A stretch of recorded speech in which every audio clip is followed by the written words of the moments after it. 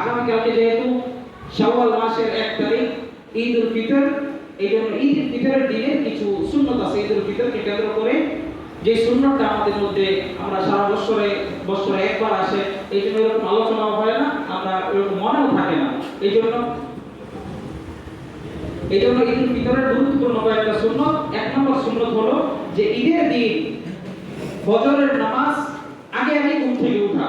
ঈদের দিন আগে ঘুম থেকে ওঠা এবং ফজরের নামাজটা জামাতের সহিত পড়া। যে ব্যক্তি, কারণ ফজরের নামাজ হলো ফরজ আর ঈদের নামাজ হলো ওয়াজিব। আমরা এমন বহু মানুষ আছে যারা ফজরের নামাজ পড়ি না, কিন্তু ঈদের নামাজে দেখা যায় যে আগে একেবারে রেডি হয়ে পাঞ্জাবি পায়জামা পরে আগে জানাজ দিয়ে ঈদগাহে চলে আসি, মসজিদে চলে আসি।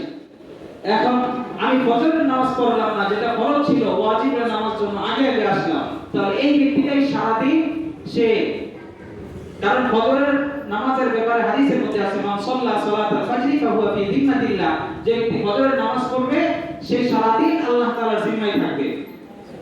তো যে ব্যক্তি ফজরের নামাজ পড়লো ঈদের দিন সকালে, সে সারাদিন আল্লাহ তাআলার জিম্মায় থাকবে, তার দ্বারা গুনাহের কাজ হওয়া এটা অসম্ভব।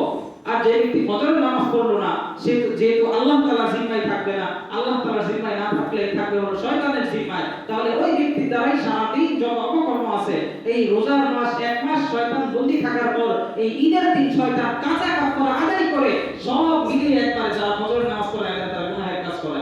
সারাদিন গান বাজনা, ডেক্সে উলঙ্গপনা, বেহায়াপনা, এইগুলোর দ্বারা সারাদিন সয়লাভ হয়ে থাকে। কিসের কারণে? সে ফজরের নামাজ পড়ে নাই। ফজরের নামাজ পড়লে তো সে আল্লাহ তাআলার জিম্মায় থাকতো, ফজরের নামাজ না পড়ার কারণে সে শয়তানের জিম্মায় থাকলো, আর শয়তান তার দ্বারা ডেনার্সে রমজানে যেহেতু বন্দী ছিল, রমজানে যেটা করতে পারে নাই সেটা তো করেছেই, আরো বেশি আগাইয়া তারপর তার দ্বারা গুনাহের কাজ করে।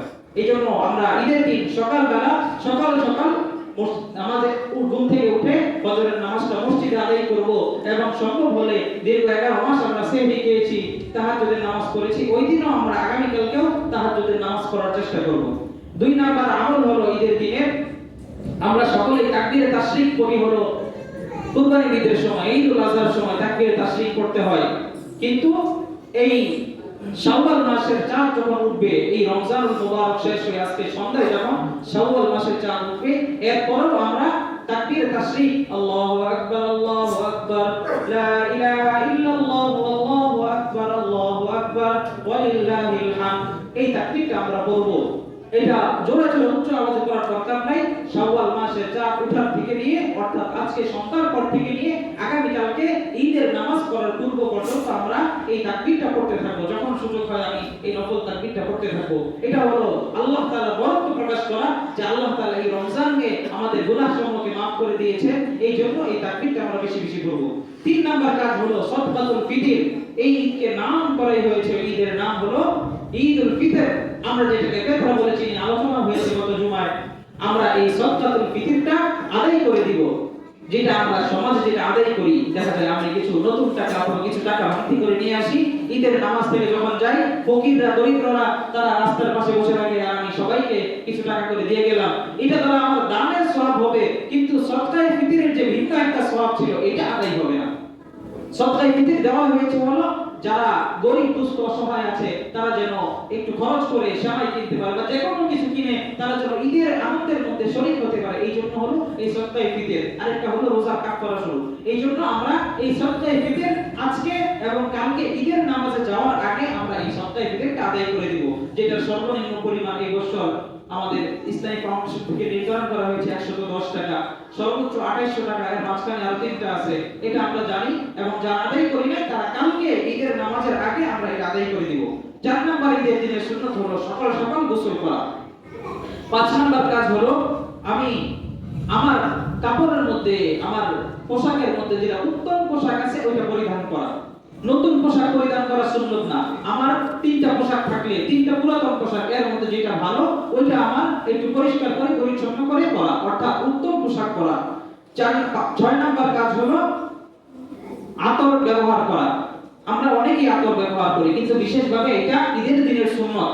সমস্ত রাসূলদের, নবী রাসূলদের 4টা সুন্নাত ছিল, আরবাউন মিন সুনানিল মুরসালিন। আত-তাআত্তুর এর মধ্যে প্রথমটা হলো আতর ব্যবহার করা। সমস্ত নবী রাসূলগণ আতর ব্যবহার করেছেন। রাসূলুল্লাহ সাল্লাল্লাহু আলাইহি ওয়াসাল্লাম আতর ব্যবহার করতেন। আমরা তো এই ব্যবহার করি, রাসূল হাতের এই দিকে আতর ব্যবহার করতেন, যেন কেউ যখন রাসূলের সাথে হাত মিলাবে মুসাফা করবে তার হাতেও যেন রাসূলের আতরের সুগন্ধি যায়। তারপরে রাসূল মাথার মধ্যে, রাসূল তো বাবলি চলছিল, মাথার মাঝখান দিয়ে সিটি করতেন, এই সিটির এইখানেও রাসূল আতর দিতেন। তো আতর দেওয়ার কারণে কি হতো, রাসূল যখন সিজদায় যেতেন ওই সিজদার জায়গা আতর লেগে ওই জায়গা থেকেও ঘ্রাণ আসতো। তো এই জন্য আমরা প্রত্যেকেই আতর ব্যবহার করব, বিশেষভাবে ঈদের দিন। তারপরে সুন্নত হলো, 7 নম্বর সুন্নত হলো, আমরা এই ঈদুল ফিতরের দিন সকালে ঈদের নামাজে আসার আগে আমরা মিষ্টান্ন কিছু খেয়ে আসবো। রাসূল খেজুর খেতেন, একটা অথবা তিনটা বেজোড় সংখ্যক খেজুর খেতেন। আমরাও রাসূলের সুন্নত হিসাবে, যেহেতু রমজান গেছে সবার বাসায় খেজুর আছে কম বেশি দুই একটা, আমি ঈদের নামাজে আসার আগে কমপক্ষে একটা খেজুর খেয়ে আসবো। 8 নম্বর সুন্নত হলো, এক রাস্তা দিয়ে আসবো, অপর রাস্তা দিয়ে যাব। সম্ভব হলে, যে কত গলি আছে আমাদের বাসায় যাওয়া, আর এটা সম্ভব না হলে কমপক্ষে এক পাশ দিয়ে আসবো, যাওয়ার সময় আমি ভিন্ন পাশ দিয়ে যাব। 9 নম্বর সুন্নত হলো, ঈদের নামাজে যখন খুতবা চলে, আমাদের দেখা যায় যে ঈদের নামাজে নামাজ আগে খুতবা পড়ে, নামাজ শেষ করে সবাই বাসায় যাওয়ার জন্য তৈরি হয়ে যায়, অথচ ঈদের নামাজের খুতবা শোনাটা ওয়াজিব এবং সুন্নাত। এজন্য আমরা প্রত্যেকেই চুপ করে ঈদের নামাজের খুতবা শুনবো। খুতবা শোনা শুধু ঈদের নামাজের ওয়াজিব এরকমটা না, জুমার নামাজে ওয়াজিব। এমনকি আমরা যে হাদিসটা গত জুমায় আলোচনা করেছিলাম যে 3 ব্যক্তির উপর হযরত জিবরাইল বক্তব্য করেছেন আর রাসূল তার উপর আমিন বলেছে। 1 নাম্বার হলো যে রমজান পেয়েও তার গুনাহ মাফ হয় নাই। 2 নাম্বার হলো পিতামাতা পেয়ে তার খেদমত করে জান্নাত অর্জন করতে পারে নাই। 3 নাম্বার হলো রাসূলের নাম শোনার পর দুরূদ শরীফ পড়ে নাই, সে ধ্বংস হোক। তারপরে এটা হলো 3 হাদিস। তাহলে বোঝা গেল যে রাসূলের উপর দুরূদ পড়া কত গুরুত্বপূর্ণ জিনিস। আর হাদিসের মধ্যে আসছে যে খুতবা চলাকালীন, খুতবার মধ্যে যদি রাসূলের নাম আসে তখন দুরূদ শরীফ পড়া যাবে না। তার মানে তার চেয়ে গুরুত্বপূর্ণ জিনিস চুপ করে খুতবা শোনা, যে রাসূলের নাম আসলেও মুখে দুরূদ শরীফ পড়া যাবে না। এমনকি কেউ যদি কথা বলে আপনি বলতে পারবেন না যে তুমি চুপ করো। এইজন্য একেবারে চুপ করে ঈদের খুতবা শুনবো এবং সাথে সাথে আমরা জুমার খুতবাও শুনবো। সর্বশেষ ঈদের নামাজের পরে, ঈদের নামাজের মধ্যে ধনী গরীব দরিদ্র সকলেই এক কাতারে নামাজ পড়বে। নামাজের পরে সকলেই সকলের সাথে সাক্ষাৎ হবে, মুআনাকা হবে। মুআনাকা করা এটা কোন ঈদের দিনের সুন্নাত না, এটা সবসময় সাক্ষাতের সুন্নাত। এইজন্য মুআনাকা করব, মুসাফা করব। এবং আমরা তো বাংলায় বলি ঈদ মুবারক, সাহাবায়ে কেরাম বলতো তাকাব্বালাল্লাহু মিন্না ওয়া মিনকুম। আমরা সকলে এই দোয়াটা যখন একজনের সাথে অপরজনের সাক্ষাৎ হবে, একে অপরের সাক্ষাৎ হবে, তখন এই দোয়াটা বলবো। সকলে বলতে পারি তাকাব্বালাল্লাহু মিন্না ওয়া মিনকুম, তাকাব্বালাল্লাহু মিন্না ওয়া মিনকুম।